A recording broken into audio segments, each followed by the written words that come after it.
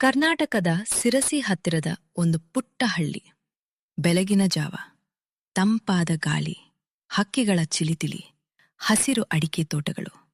ಪ್ರಕೃತಿಯ ಮಡಿಲಲ್ಲಿ ಬದುಕುತ್ತಿದ್ದಲು ಒಬ್ಬ ಬಡ ತಾಯಿ ಮತ್ತು ಅವಳ ಮಗ ಕಾರ್ತಿಕ್. ಪ್ರತಿದಿನ ತಾಯಿ ಅಡಿಕೆ ತೋಟದಲ್ಲಿ ಕೂಲಿ ಕೆಲಸ ಮಾಡುತ್ತಿದ್ದಳು.